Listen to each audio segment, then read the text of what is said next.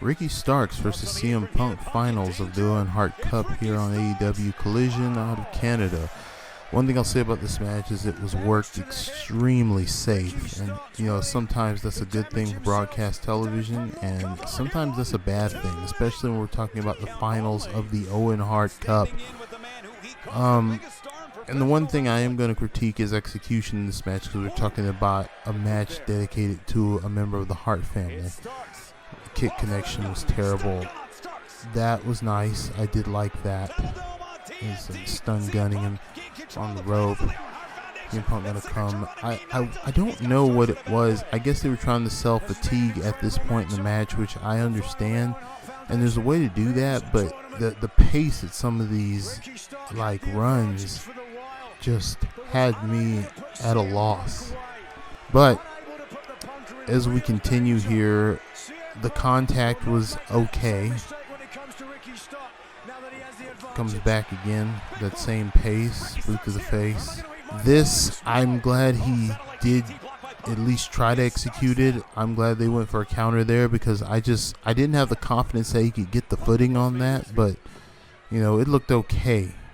We have excellent form on that Lemonster Cradle. There are no shoulders on the mat. There was no need for a hand tap. That looked even worse.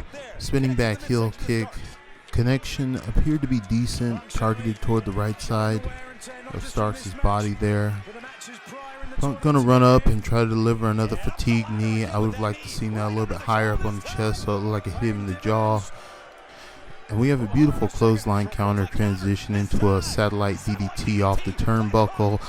The reason it looked a tad awkward is because CM Punk did not jump for the flip bump in time, so the timing was off, and it appeared that Ricky Starks had hit the mat first, and there was a stop in the sequence, so it didn't look as smooth as it could have. Ricky Starks making good pace, getting to the opposite turnbuckle here. First he was going for probably an elbow drop, which this is taking far too long.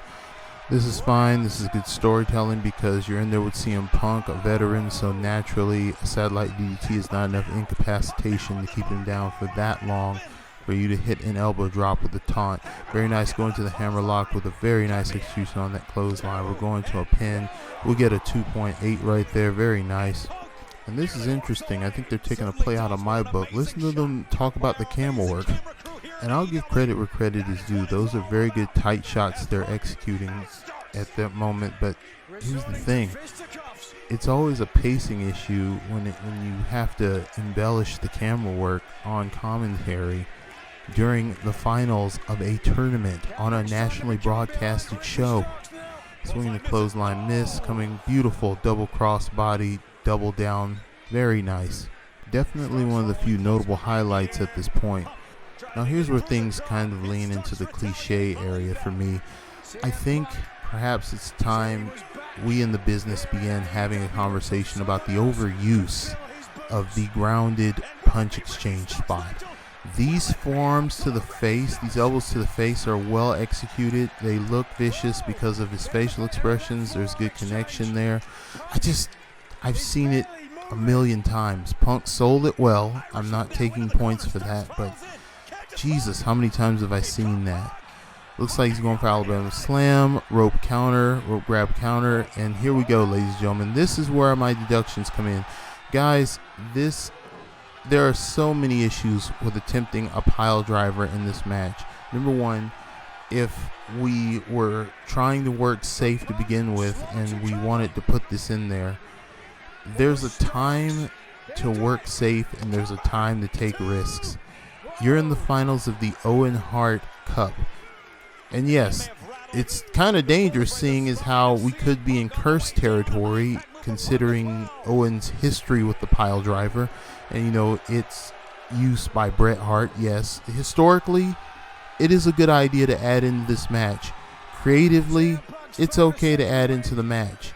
But only if you are ready to execute it. Only if you're ready to take the risk. Because when you have execution like that where the camera has to save you, it's just a bad look all around. That I've been in situations where I've had to cut to a different angle because something wasn't executed well. And if you weren't ready to execute, it just didn't need to be in there. You could have taken that off the menu. Look, neck inflammation, neck breaks. I'm aware of the new policies in AEW. I've definitely kept up. I get there are certain moves that are now banned, but this, if you're going to do it, go for it. Beautiful execution on that. Good counter there. I wish it was a little bit faster. Honestly, if it was a little bit faster, the momentum could have got him away from the ropes, but I see the purpose in keeping him within foot's length. I just wonder if that could have been executed a little faster, but I mean, we're going to go with it here because we're coming to the finish here. So let's examine this finish. He gets him up. Very good form of getting him up. I like the head control. I'm going to put him on the top turnbuckle here. Getting up to top. Good foot placement. We got good footing. Hand positioning is good. Beautiful. Counter into a sunset from the Hurricane Rana, or the Frankensteiner for those of you Steiner fans. Rolling back. Good counter into that. Rope grab. Classic. And we have a good finish there. I'm going to take deductions on the commentary following this finish. If you listen to it, it's very incoherent and doesn't really go with the story these guys are trying to tell.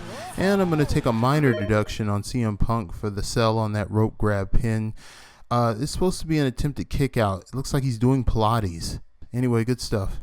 And if you want to keep up with the aftermath as well as the latest in underground and backyard wrestling, tune in to SportsWire Radio's broadcast live on YouTube, featuring the Reverend Tom Brice along with Taff Taylor, and check out the Nemesis Sessions as well, where you can catch all the exclusive interviews with all the wrestlers featured on the Copper Star Reviews. #AllWrestlingMatters.